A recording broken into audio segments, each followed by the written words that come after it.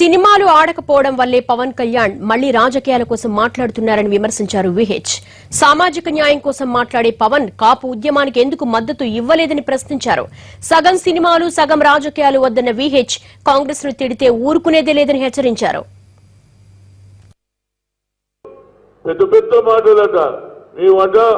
Parliament సమీపజేసింది ప్రజలు చూసిండ్రా బాబు, నీ కంట్లుండో నాకు తెలియదు కానీ ప్రజలైతే చూసిండ్రు.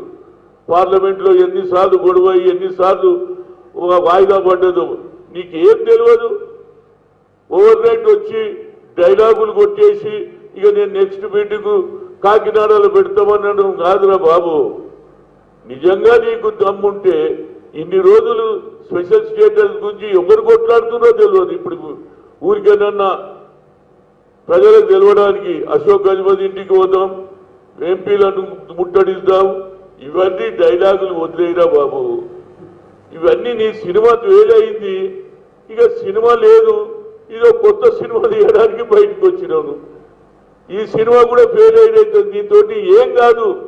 కానీ ఒక్కటి చేయగలుగుతున్నావు ఏంటంటే కాపులలో విడగొట్టడానికి ప్రయత్నం చేస్తున్న దాంట్లో నువ్వు భాగస్వామి అవుతున్నావు. ఇప్పటికన్నా ఆలోచన చేయి మిత్రమా. పోయి మమ్మల్ని తిడతావురా బాబు. నేను ఇవాళ ప్రెస్ కాన్ఫరెన్స్ పెట్టకపోదు. కాంగ్రెస్ నువ్వు తిడితే